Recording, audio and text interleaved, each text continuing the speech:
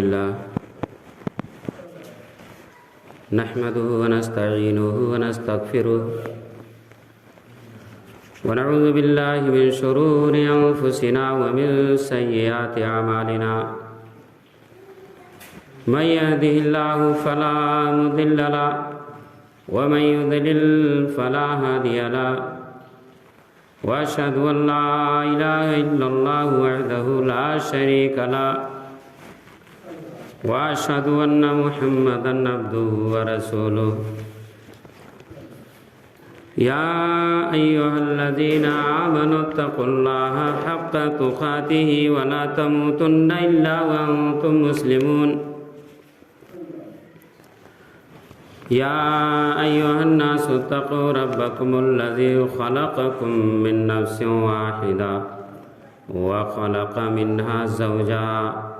وبث منهما رجالا كثيرا ونساء واتقوا الله الذي تساءلون به والأرحام إن الله كان عليكم رقيبا يا أيها الذين آمنوا اتقوا الله وقولوا قولا سديدا يصلح لكم أعمالكم ويغفر لكم ذنوبكم ومن يطع الله ورسوله فقد فاز فوزا عظيما أما بعد فإن خير الحديث كتاب الله وخير الهدي هدي محمد صلى الله عليه وسلم وشر الأمور محدثاتها وكل محدثة بدعة وكل بدعة ضلالة وكل ضلالة في النار فأعوذ بالله السميع العليم من الشيطان الرجيم من همزه ونفخه ونفثه بسم الله الرحمن الرحيم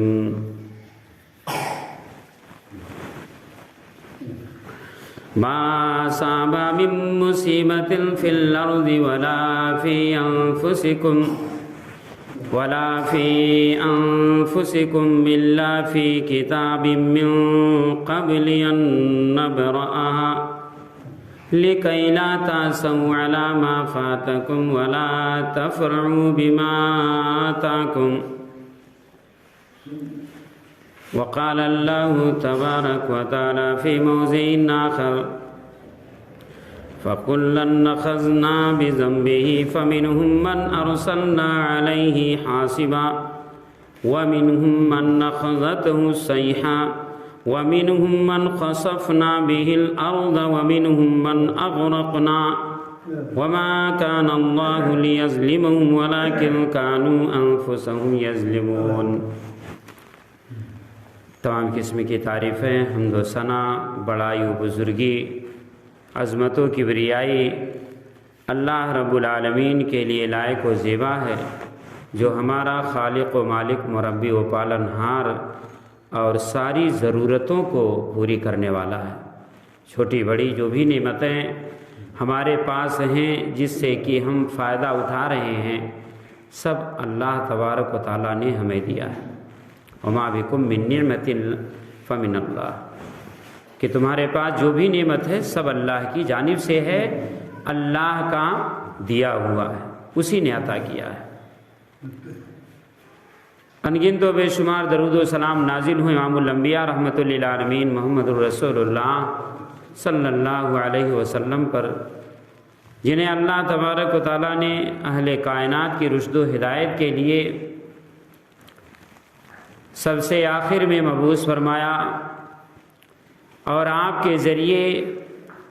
ہمیں جنت میں لے جانے والے تمام اعمال کی پہچان کروائی۔ اسی لیے نبی کریم صلی اللہ علیہ وسلم نے فرمایا کہ کوئی بھی ایسا عمل جو تمہیں جہنم میں گرا دے میں نے چھوڑا نہیں ہے، بتا دیا ہے۔ یعنی جو بھی ایسے برے کام ہیں جو اللہ کو ناپسند ہیں، اللہ تبارک و تعالیٰ نے جن گناہوں پر جہنم کی وعید سنائی ہے، ایسے تمام گناہوں کی میں نے نشاندہی کر دی ہے کہ فلاں کام گناہ ہے، فلاں کام گناہ ہے، فلاں کام گناہ ہے۔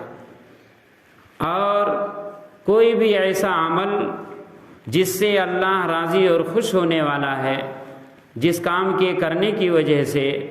اللہ تبارک و تعالی دنیا میں بھی سہولتیں اور برکتیں دے گا اور آخرت میں اللہ تبارک و تعالی جنت دے گا، وہ بھی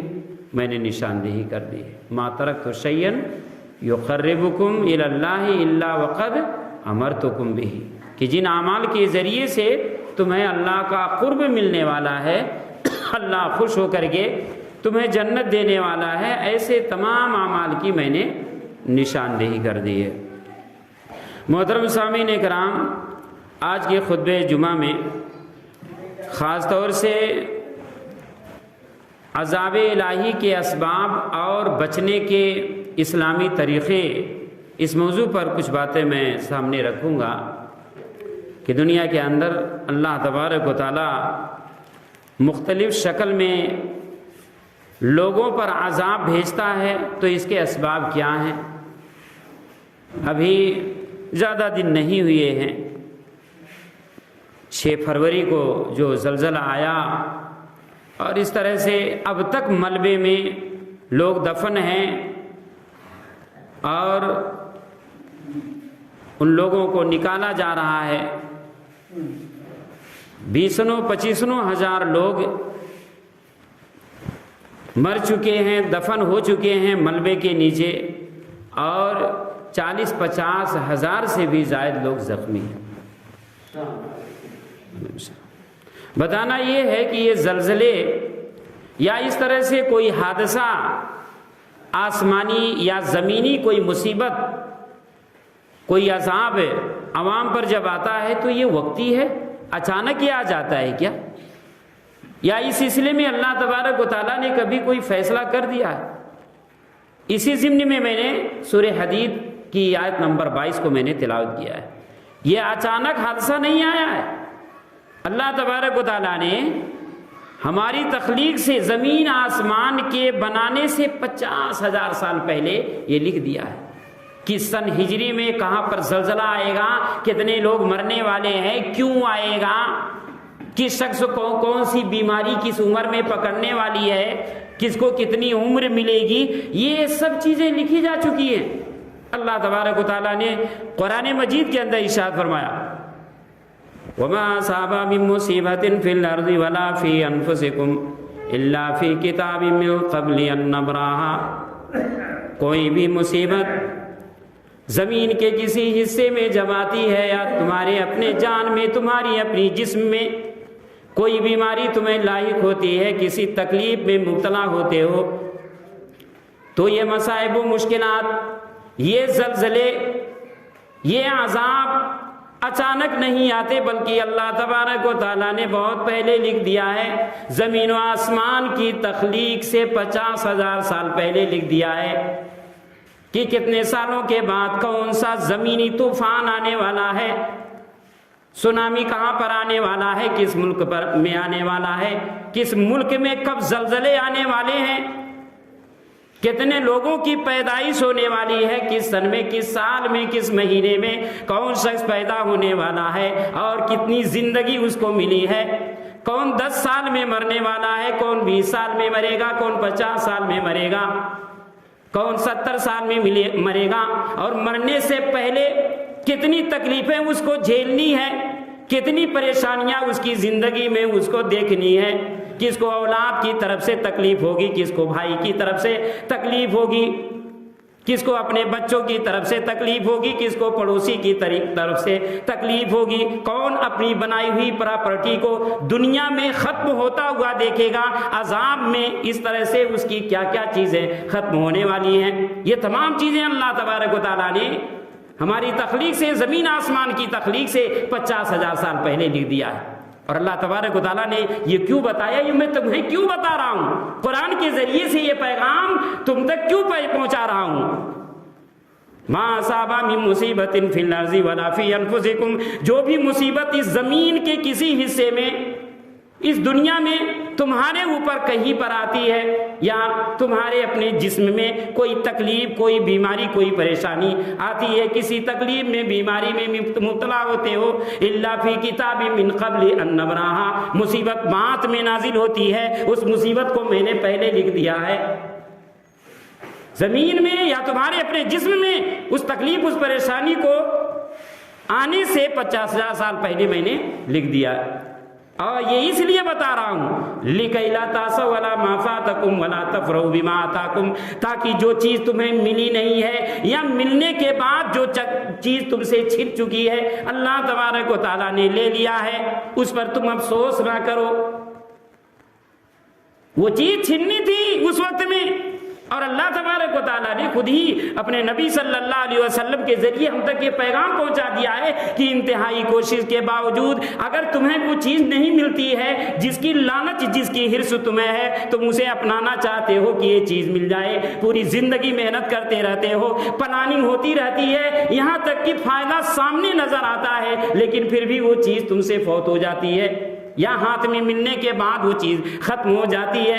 نبی کریم صلی اللہ علیہ وسلم نے فرمایا کہ جو چیز تمہیں ملی ہی نہیں، تم نے ہر طرح کی تدبیریں اپنا لی، تم نے ہر طرح سے کوششیں کر لی، تم نے ایک دوسرے سے رائے اور مشورے لے لیے، لیکن پھر بھی تمہیں وہ فائدہ، وہ درجہ، وہ رتبہ نہیں ملا، وہ نعمت تمہیں نہیں ملی جس کے تم حریص ہو، تو یہ ذہن میں رکھ لو یہ تمہاری تقدیر میں تھی ہی نہیں۔ جو چیز ہماری تقدیر میں نہیں ہے، جو ہمارے نصیب میں، ہمارے بھاگ میں نہیں ہے، پوری دنیا مل کر کے بھی ہم کو نہیں دے سکتی ہے، یہ نبی صلی اللہ علیہ وسلم نے فرمایا۔ کیا اے لوگو لو انا اولکم وآخرکم وانسکم وجنکم، اگر روئے زمین کے تمام لوگ مل کر کے بھی ہمیں کوئی فائدہ پہنچانا چاہے، تمام انسان، تمام جنات مل جائیں کہ اس بندے کو اس موڑ پر، زندگی کے اس موقع پر، اس مرحلے میں سب مل کر کے اس کو یہ فائدہ پہنچا دیں، تو اللہ کی قسم پورے لوگ مل کر کے بھی فائدہ نہیں پہنچا سکتے اگر اللہ تبارک و تعالیٰ نے یہ لکھ دیا ہے کہ اسے یہ نعمت نہیں ملنے والی ہے۔ تو اللہ تبارک و تعالیٰ ہمیں سکون پہنچانے کے لیے، راحت پہنچانے کے لیے بیان کیا لِكَيْ لَا تَأْسَوْا عَلَىٰ مَا فَاتَكُمْ، جو نعمت تمہیں ملنے کے بعد چھن چکی ہے یا جس نعمت کو تم حاصل کرنا چاہتے ہو وہ نعمت تمہیں ملی ہی نہیں ہے، تو اس نعمت کے ضائع ہونے پر تم ٹینشن میں نہ پڑو۔ یہی تو تقدیر پر ایمان ہے۔ وَتُؤْمِنَ بِالْقَدْرِ خَيْرِهِ وَشَرِّهِ، یہ ارکان ایمان میں سے ہے، اچھی تقدیر پر اور بری تقدیر پر ہمارا ایمان کامل ہونا چاہیے۔ تکلیف آتی ہے تو اس پر بھی یہ ہم مطمئن رہیں کہ اللہ نے یہ تکلیف لکھی تھی تبھی یہ تکلیف آئی ہے، اور اگر کوئی نعمت ملتی ہے تو اپنے ہنر پر، اپنی قابلیت پر اس طرح سے بھروسہ نہ کریں۔ لِكَيْ لَا تَأْسَوْا عَلَىٰ مَا فَاتَكُمْ وَلَا تَفْرَحُوا بِمَا آتَاكُمْ، اور جو نعمت تمہیں ملی ہے اس پر گھمنڈ میں مبتلا نہ ہو جاؤ۔ میرے پاس یہ قابلیت ہے، میرے پاس اتنی زمینیں ہیں، وراثت میں اتنی دولت مجھ کو ملی ہے، یا اس طرح سے میرے اندر ایسی ہوشیاری ہے، میں نے یہ راستہ اپنایا اس لیے بہت مالدار ہو گیا۔ بالکل نہیں، اللہ نے جس کی قسمت میں جتنا لکھا ہے، اگر اس کے پاس کوئی زیادہ علم بھی نہیں ہے، کچھ ہنر بھی نہیں ہے، تب بھی وہ دولت اس کو ملنے والی ہے۔ میں نے دیکھا ممبئی کے اندر انگوٹھا چھاپ ہے، ABCD نہیں ان کو معلوم ہے، کمپنیاں چلا رہے ہیں، ایسے لوگ بھی ہیں۔ اللہ نے لکھ دی ہے جس کے لیے جتنی دولت اتنی دولت ملنے والی ہے، اور اگر کسی کی قسمت میں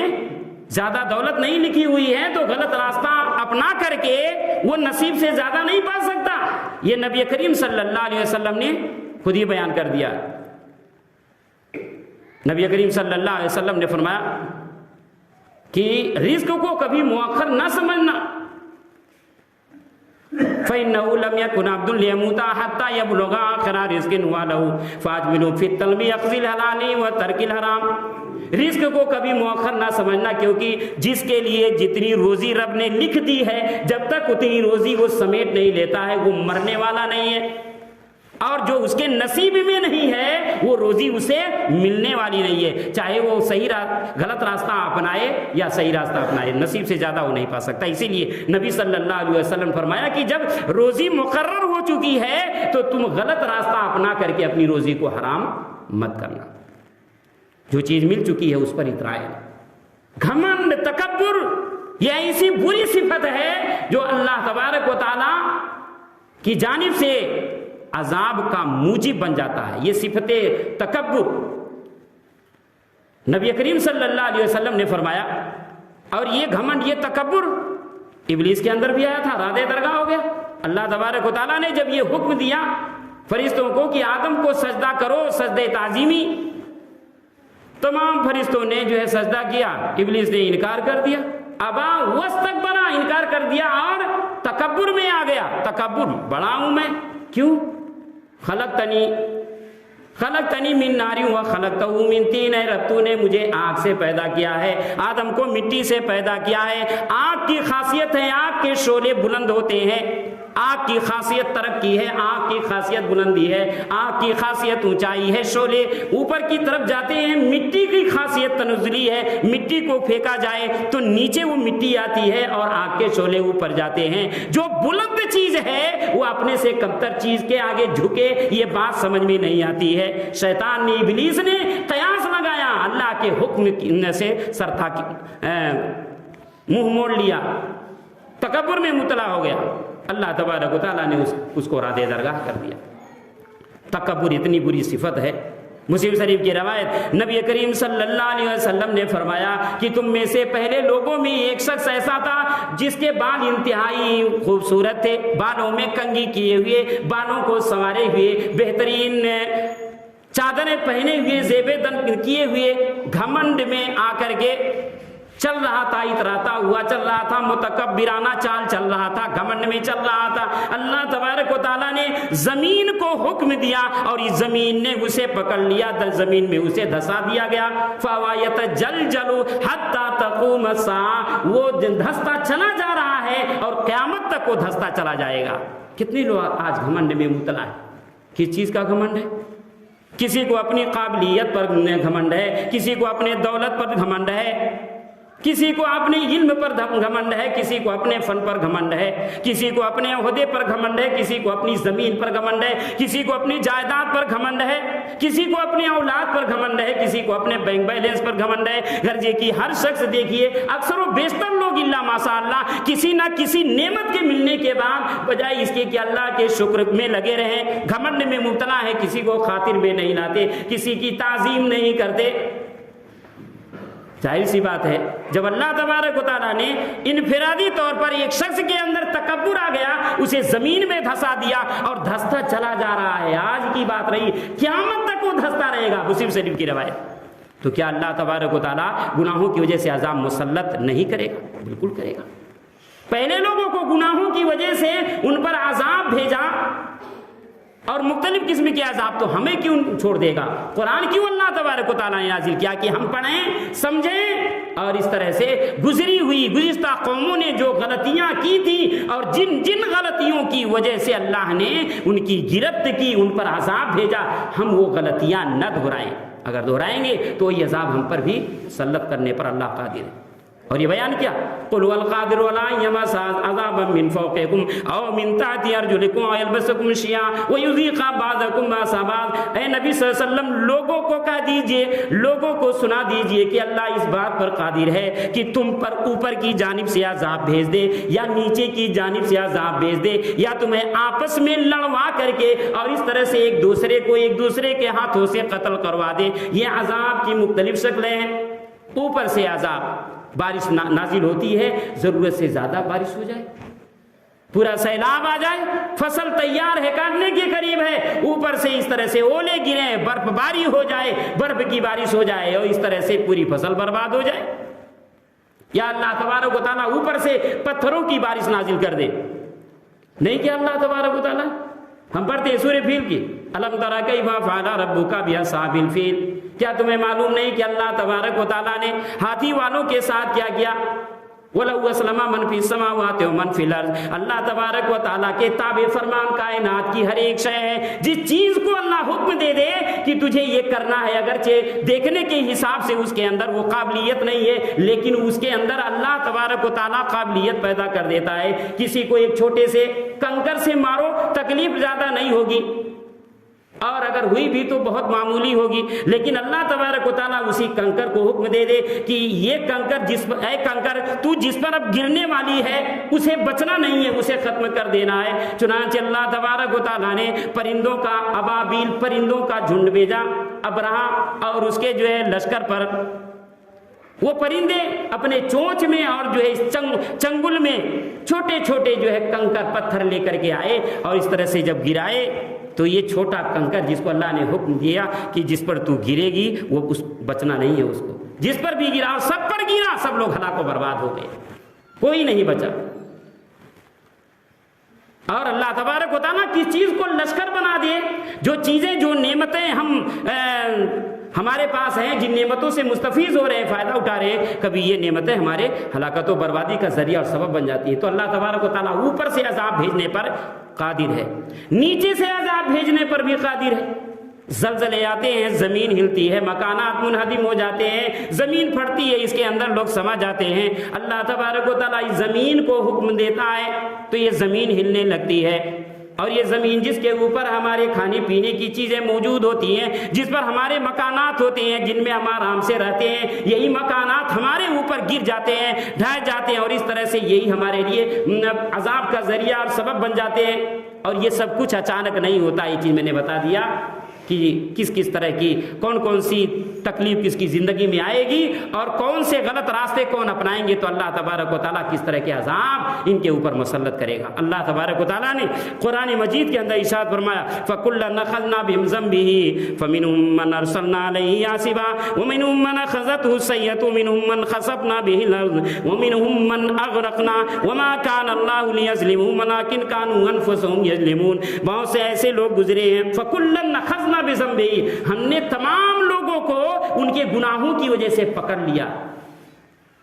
گناہوں کی وجہ سے پکڑ لیا، یعنی عذاب مسلط کر دیا غلط راستے پر جب چلنے لگے۔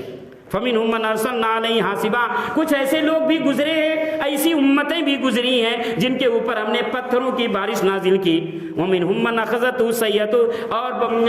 کچھ لوگوں کو بھیانک چیخ کے ذریعے سے ہم نے جو ہے ہلاک و برباد کر دیا۔ وَمِنْهُم مَّنْ خَسَفْنَا بِهِ الْأَرْضَ، اور ہم نے کچھ لوگوں کو زمین کے اندر دھسا دیا۔ قارون جس کے پاس خزانے کی اتنی چابیاں ہوتی تھی کہ کئی لوگ مل کر کے اس کے خزانوں کی چابیاں لے کر کے چلتے تھے، لوگوں نے کہا کہ اللہ کا تیرے اوپر اس قدر احسان ہے، اتنی دولت ہے، تو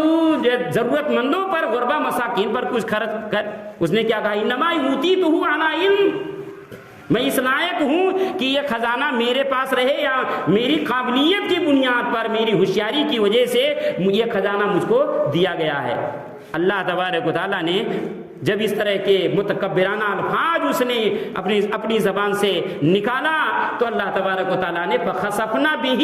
وَبِدَارِهِ، اللہ تبارک و تعالیٰ نے قارون کو اس کے خزانوں سمیت زمین کے اندر دھسا دیا۔ تو یہ اللہ تبارک و تعالیٰ نے بیان کیا کہ جو ہے کسی کو میں نے ڈبو کر کے مارا، کسی پر تیز و تند آندھیاں ہم نے چلائیں، کسی پر پتھروں کی بارش نازل کی، کسی کو بھیانک چیخ نے آ دبوچا، اور کچھ قومیں زلزلے کے ذریعے ہلاک و برباد کر دی گئی۔ وما كان الله ليظلمهم ولكن كانوا بانفسهم يظلمون، اللہ تبارک و تعالیٰ نے ان کے اوپر ظلم نہیں کیا، انہوں نے خود اپنے آپ پر ظلم کیا، غلط راستہ اپنایا، اللہ کی ناشکری کی، جس کی وجہ سے عذاب الہی میں پکڑ لیے گئے۔ اللہ تبارک و تعالیٰ نے سورہ نساء کے اندر ارشاد فرمایا ما يفعل الله بعذابكم ان شکرتم، ما يفعل الله بعذابكم ان شکرتم وآمنتم وكان الله شاکرا علیما۔ اے لوگو، اللہ تبارک و تعالیٰ تمہیں عذاب دے کر کے کیا کرے گا؟ کوئی دشمنی نہیں ہے، یا تم عذاب میں گرفتار کر لیے جاؤ، تم تکلیف میں مبتلا ہو جاؤ تو اللہ تبارک و تعالیٰ کو اچھا لگے، ایسی بھی کوئی بات نہیں ہے۔ ما یفعل اللہ بعذابکم، اللہ تمہیں عذاب دے کر کے کیا کرے گا؟ تم پر عذاب مسلط کر کے کیا کرے گا؟ ان شکرتم وآمنتم، اگر اللہ کا شکر گزار بندہ بن کر کے رہو، اپنے عقیدے کی اصلاح کر لو، اپنے ایمان کی اصلاح کر لو، اپنے ایمان کو مضبوط بنا لو، اللہ کا شکر ادا کرتے رہو تو اللہ تبارک و تعالیٰ تمہارے اوپر عذاب نہیں نازل کرے گا۔ دنیا کو مضبوط بنانے کی تمہیں فکر ہے، مکانات کو مضبوط بنانے کی فکر ہے، زمینیں خریدنے کی فکر ہے، دکانیں بنانے کی فکر ہے، روپے پیسے اکٹھا کرنے کی فکر ہے، اتنی فکر کی اللہ سے غافل ہو گئے۔ الہاکم التکاثر حتی زرتم المقابر، زیادہ مال و دولت کی حرص نے، زیادہ مال و دولت اکٹھا کرنے کی طلب اور لالچ اور خواہش نے تمہیں آخرت سے غافل کر دیا، اللہ سے غافل کر دیا، یہاں تک کہ تم قبرستان پہنچ گئے۔ یعنی مرتے دم تک تمہیں صرف دنیا کی فکر رہی، دنیا میں جینے کے ذرائع اور اسباب تم اپناتے رہے، محنت کرتے رہے، لیکن رب کو بھول گئے جس نے تمہیں پیدا کیا اور جس کے سامنے مر کر کے جانا ہے۔ دنیا کے اندر جو لمحات تمہارے گزرے ہیں، جتنی نعمتیں تمہیں ملی ہیں، سب کا حساب دینا ہے، یہ تم بھول گئے۔ ثم لتسألن یومئذ عن النعیم، قیامت کے دن جو جو نعمتیں رب نے تمہیں دی ہیں، ان تمام نعمتوں کے بارے میں ضرور پوچھے گا۔ تو یہ آیت بتاتی ہے کہ اگر ہم رب کا شکر گزار بندہ بن کر کے رہیں، شکریہ ادا کرتے رہیں، تو اللہ تبارک و تعالی ہم پر عذاب نازل نہیں کرے گا۔ کیا اس طرح سے ہم شکر میں ہیں؟ اب ظاہر سی بات ہے، جو شکریہ کا طریقہ، جو انداز ہے، جو نعمت اللہ تعالیٰ نے دی ہے، اس نعمت کو رب کی مرضی کے موافق ہی ہم کو خرچ کرنا ہے، اپنی مرضی کے حساب سے نہیں۔ اللہ تبارک و تعالیٰ نے ہمیں دولت دی ہے تو دولت کو ہم استعمال کریں،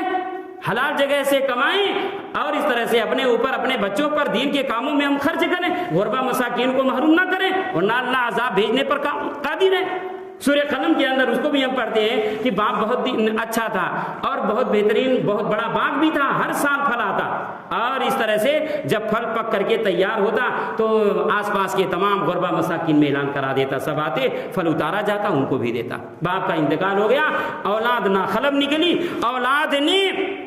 یہ سوچا کہ کسی کو نہیں دیں گے اور دن میں پھل کو توڑیں گے بھی نہیں، بلکہ جب سونے کا وقت ہوتا ہے صبح سویرے جائیں گے اور اس طرح سے پھل ہم توڑ کر کے لے کر کے چلے آئیں گے۔ وَلَا يَسْتَثْنُونَ، انشاءاللہ بھی نہیں کہا۔ اور جب وہاں پر پہنچے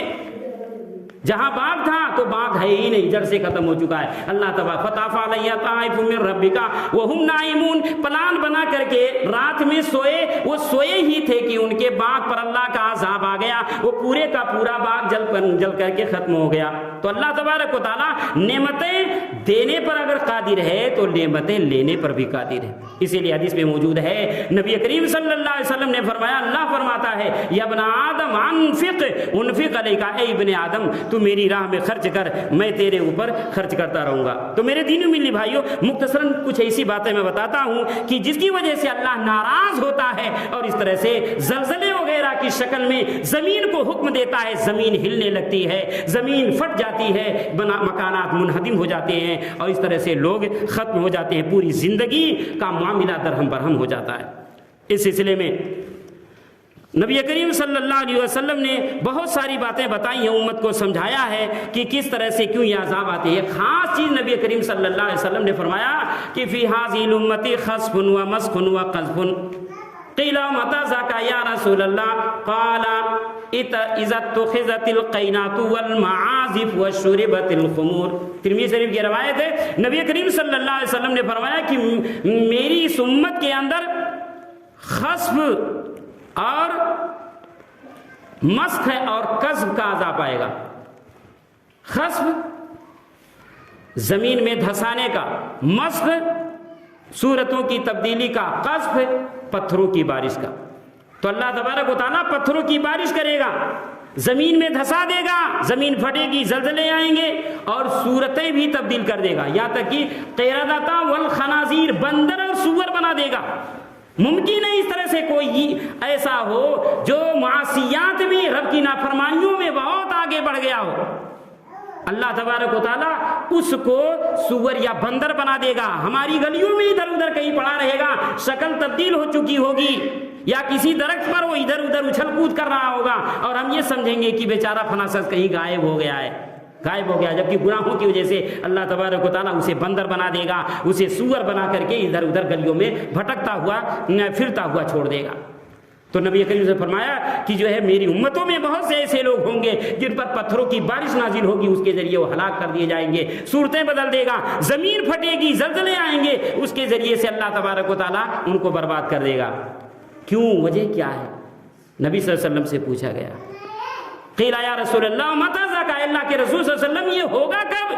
کون سی ایسی غلطی ہوگی، کون سا ایسا جرم جو ہے لوگ کرنے لگیں گے کہ جس کی وجہ سے یہ عذاب ان پر مسلط کر دیے جائیں گے؟ نبی کریم صلی اللہ علیہ وسلم نے فرمایا اذا اتخذت القینات والمعازف، جب گانے بجانے والیاں اور گانے بجانے کے آلات عام ہو جائیں گے، ہر گھر میں موبائل ہے اور ڈاٹا بھی چالو رہتا ہے، گانے بجانے والیاں ہر ایک گھر کے اندر پہنچ چکی ہیں۔ یہ کوئی ضروری نہیں ہے کہ کوئی عورت آئے فیس ٹو فیس یا کوئی آدمی آئے فیس ٹو فیس ہمارے سامنے ناچے، ہر ہاتھ کے اندر گانے بجانے والیاں، گانے بجانے کے آلات موجود ہیں، اور اس طرح سے جو ہے راحت و سکون حاصل کرنے، مزے لے لے کر کے اس کو سن رہے ہیں۔ اور نبی صلی اللہ علیہ وسلم نے کہا کہ جب ایسی حالت ہو جائے گی کہ گانے بجانے والیاں اور گانے بجانے کے آلات عام ہو جائیں گے، پھیل جائیں گے گھر گھر، اس طرح سے اس کا معاملہ عام ہو جائے گا۔ وَشُرِبَتِ الْخُمُورُ، اور نشیڑیوں کی تعداد بڑھ جائے گی، شراب پیے جانے لگیں گے، لوگ نشہ کرنے لگیں گے، تو اللہ تبارک و تعالیٰ اس طرح سے زلزلے وغیرہ بھیجتا رہے گا لوگوں کو۔ کیوں؟ اس لیے کہ جب کسی پر کوئی عذاب آتا ہے، کوئی تکلیف آتی ہے، تو اس طرح سے وہ پریشان ہو جاتا ہے تنبیہ کے لیے، تاکہ اس چھوٹے سے عذاب کو دیکھنے کے بعد وہ اپنی آخرت کے عذاب کو جو ہے سوچے کہ یہ دنیا کا عذاب ہے، میں نے کئی سالوں پیسوں کا انتظام کر کے فلیٹ خریدا، 50 لاکھ کا، 55 لاکھ کا، زلزلہ آیا ختم ہو گیا، میں لوٹ گیا، برباد ہو گیا، 3 دکانیں تھیں زلزلے میں پست ہو گئی، 2-4 مکان تھے پست ہو گئے، میری ساری کمائی ہوئی دولت ختم ہو گئی۔ وہ اپنے آپ کو سب سے بڑا بدقسمت سمجھتا ہے، جبکہ وہ بچ گیا ہے، تندرستی بھی ہے، دنیا میں کما کر کے وہ بنا بھی سکتا ہے۔ اللہ تبارک و تعالیٰ نے ارشاد فرمایا وَلَنُذِيقَنَّهُم مِّنَ الْعَذَابِ الْأَدْنَىٰ دُونَ الْعَذَابِ الْأَكْبَرِ لَعَلَّهُمْ يَرْجِعُونَ، کہ دنیا کے اندر اس بڑے عذاب سے پہلے، قیامت کے عذاب سے پہلے دنیا کے اندر چھوٹے چھوٹے عذاب لوگوں پر ضرور بھیجیں گے، لَعَلَّهُمْ يَرْجِعُونَ، تاکہ وہ میری عبادت کی طرف، اپنے ایمان کی مضبوطی کی طرف، اچھے اعمال کی طرف، جنت میں جانے والے اعمال کی طرف نظر کریں اور اچھے اعمال کریں۔ کیوں؟ اس لیے کہ دنیا کے اندر تھوڑی سی تکلیف آئی، تھوڑی سی مصیبت ہے، آخرت کے مقابلے میں یہاں کی تکلیف بہت معمولی ہے، جبکہ اس تکلیف سے نکلنے کے لیے اس کے پاس وقت بھی ہے، جوانی بھی ہے، محنت کر کے بن سکتا ہے۔ لیکن قیامت کے دن اگر اس سے کہہ دیا جائے کہ دنیا کے اندر تو نے جو زندگی گزاری ہے وہ زندگی تیری اپنی مرضی کے مطابق گزری ہے، میرے حکموں کو مد نظر رکھ کر کے تو نے یہ زندگی نہیں گزاری، تو نے مجھے راضی کرنے والے اعمال بہت کم کیے ہیں، اتنے کم ہیں کہ اس قدر قلیل نیک اعمال کے ذریعے سے تو جنت میں جانے کے لائق نہیں ہے، اب تو جہنم میں جائے گا، کیا ہوگا اس وقت؟ اگر کسی کو یہ فیصلہ سنا دیا جائے کہ دنیا کے اندر تو نے اچھے اعمال نہیں کیے ہیں، جہنمیوں والے اعمال کی کثرت ہے، تیرے نام اعمال کے اندر تیرے اعمال کو میزان میں رکھے جا چکے ہیں، نیکیاں کم ہیں، برائیاں زیادہ ہیں، اب تو جہنم کے اندر جا۔ یہ فیصلہ ہو جانے کے بعد وَجِيَّ يَوْمَئِذٍ بِجَهَنَّمَ يَوْمَئِذٍ يَتَذَكَّرُ الْإِنسَانُ وَأَنَّىٰ لَهُ الذِّكْرَىٰ، اس دن انسان نصیحت حاصل کرے گا، کہے گا کاش میں نے یہاں کے لیے دنیا کے اندر محنت کر کے، اچھے اعمال کر کے، جنت میں جانے والے اعمال کر کے رب کو راضی کر لیا ہوتا تو آج جہنم کی وعید نہیں سنائی جاتی۔ وہاں پر افسوس کریں گے، کیا وَأَنَّىٰ لَهُ الذِّكْرَىٰ، اس دن نصیحت حاصل کرنے سے کیا فائدہ ہوگا؟ تو اللہ تبارک و تعالیٰ نے بیان کیا کہ جو عذاب تمہارے اوپر آتے ہیں اس لیے آتے ہیں، تنبیہ کے لیے، وارننگ ہے کہ اس دنیا کے اندر تھوڑا سا عذاب آیا ہے، کس قدر پریشانیاں تکلیفیں اور بڑھ گئی ہیں تمہارے اوپر، جبکہ پریشانیوں تکلیفوں سے بچنے کے لیے تم محنت کر کے راستہ ہموار کر سکتے ہو، لیکن قیامت کے دن کی جو بڑی تکلیف ہے ہمیشہ ہمیشہ کے لیے جو جہنم اگر ہو جائے تو وہاں پر وعید سننے کے بعد کیا کرو گے، یہ چیزیں بتائی گئی۔ تو میرے دینوں ملی بھائیوں، اللہ تبارک و تعالیٰ کی اطاعت و بندگی سے، سرکشی کی بنیاد پر، ناشکری کی وجہ سے اور اس طرح سے اللہ تبارک و تعالیٰ کی حکم عدولی کی وجہ سے یہ عذاب وغیرہ آتے ہیں۔ 5 چیزوں کے بارے میں بتا کر کے اپنی تقریر ختم کروں گا، بہت اہم چیزیں ہیں۔ نبی کریم صلی اللہ علیہ وسلم نے اس سلسلے میں یہ بیان کیا ہے کہ 5 ایسی برائیاں ہیں کہ میری امت کے لوگ جب یہ برائیاں کرنے لگیں گے تو اللہ تبارک و تعالیٰ ان کے اوپر مختلف قسم کے عذاب مسلط کرنا شروع کر دے گا، مختلف عذاب ان کے اوپر، میری امت کے اوپر آنے لگیں گے۔ اور یہ چیز بتائی نبی کریم صلی اللہ علیہ وسلم نے، لم تزر الفاحشۃ فی قوم حتی یعلنوا بها الا فشا فیہم الطاعون، جو قوم بے حیائی اور برے کاموں کو کھلم کھلا کرنے لگتی ہے تو اللہ تبارک و تعالیٰ ایسے لوگوں پر طاعون، حیضہ، کالرا اور اسی طرح سے والاوجاع التی لم تکن مضت فی اسلافہم الذین مضوا، اور ایسی بیماریاں لوگوں کے اندر عام کر دیتا، پھیلا دیتا ہے، جو بیماریاں ہم سے پہلے ہمارے آبا و اجداد کے درمیان نہیں تھی۔ کب؟ جب کھلم کھلا برائیوں کا لوگ ارتکاب کرنے لگے، فواحش، منکرات، اور اس طرح سے بے حیائی، بے شرمی، بدکاری، زناکاری اس طرح سے جو ہے مطلب جو پھیل جاتی ہے، تو اللہ تبارک و تعالیٰ طرح طرح کی برائیوں کو اور طرح طرح کی جو بیماریوں کو اس قوم کے اندر ڈال دیتا ہے۔ اسی طرح سے نبی صلی اللہ علیہ وسلم دوسری چیز یہ بیان کی، وَلَمْ يَنْقُصُ الْمِكْيَالَ وَالْمِيزَانَ، جب لوگ ناپ تول میں کمی کرنے لگیں گے،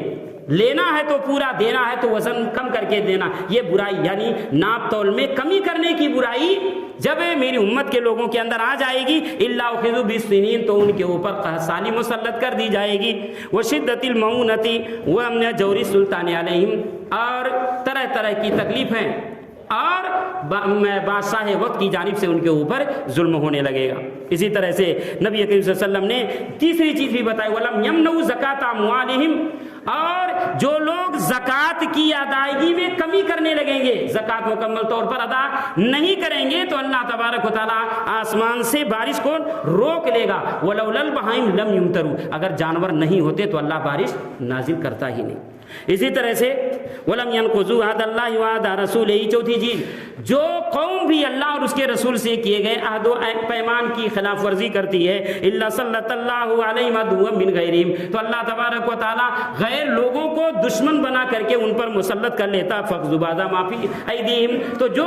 مال و دولت ان کے ہاتھ میں ہوتا ہے یا جو اختیارات ان کے ہاتھ میں ہوتے ہیں وہ دشمن ان سے چھین لیتے ہیں۔ کب؟ جب ہم نے اللہ اور اس کے رسول سے جو عہد و پیمان کیا اس کو توڑیں گے، تب کون سا عہد و پیمان؟ کلمہ پڑھ کر کے آدمی مسلمان ہوتا ہے، لا الہ الا اللہ محمد، اے اللہ ہم صرف تیری عبادت کریں گے۔ کب؟ جمعہ کے دن 5 وقتہ نماز، اللہ کی اطاعت و بندگی، ہر وہ کام اے رب جس سے تو خوش ہو وہ میں کروں گا۔ عبد اور غلام اسی کو کہتے ہیں کہ مالک کا جو بھی حکم ہو وہ غلام، وہ جو ہے مزدور، وہ کام کرے۔ ایک مزدور کو ہم نے رکھا، چلو 1000 روپے ملیں گے، ٹھیک ہے، کیا کرنا؟ یہ تمہیں کرنے ہیں، آیا یہ کر رہا ہے، پورا کام نہیں ہوا، چھوڑ اس کو، یہ کر، وہ بھی کر رہا ہے، اچھا اس کو چھوڑ دے، پہلے وہ کر لے۔ غلام کا کام یہ ہے کہ اپنے مالک کی تابع داری کرے، جو حکم کرے وہی چیز، کہ اللہ ہم تیری عبادت کریں گے۔ محمد الرسول اللہ، محمد صلی اللہ علیہ وسلم اللہ کے رسول ہیں، یعنی یہ زندگی نبی صلی اللہ علیہ وسلم کے طریقے کے مطابق گزرے گی، جو آپ نے طریقہ چھوڑا ہے ہمارے لیے، اپنی امت کے لیے، اسی راستے پر میں چلوں گا۔ تو نبی صلی اللہ علیہ وسلم فرمایا کہ جب لوگ اللہ اور اس کے رسول سے کیے گئے عہد و پیمان کو توڑ دیں گے، اللہ کی اطاعت و بندگی سے، نبی صلی اللہ علیہ وسلم کی سنتوں پر عمل کرنے سے دور بھاگیں گے، اپنی مرضی کے مطابق زندگی گزاریں گے، تو اس طرح سے اللہ تبارک و تعالیٰ ان کے اوپر عذاب نازل کرے گا۔ وَمَا لَمْ تَحْكُمْ أَئِمَّتُهُم بِكِتَابِ اللَّهِ، اور جس قوم کے سربراہ اللہ کی کتاب سے فیصلہ نہیں کریں گے، نبی صلی اللہ علیہ وسلم کی حدیثوں کے مطابق فیصلہ نہیں کریں گے، یا جو بھی اختلافی امور ہیں، اختلافات کے وقت ہم قرآن اور حدیث کو سامنے رکھ کر کے اس کو حل نہیں کریں گے، تو اللہ تبارک و تعالیٰ طرح طرح کی تکلیفیں، بیماریاں اور اس طرح سے زلزلے اور سزائیں ہم پر جو ہے بھیجتا رہے گا۔ کیوں؟ کہ تاکہ ہم اپنی کمزوریوں کی طرف توجہ دیں اور سوچیں کہ یقیناً وَمَا أَصَابَكُم مِّن مُّصِيبَةٍ فَبِمَا كَسَبَتْ أَيْدِيكُم، کہ جو بھی مصیبت تمہیں پہنچی ہوئی ہے وہ تمہاری بدعملی کی وجہ سے پہنچی ہوئی ہے، تاکہ بدعملی کا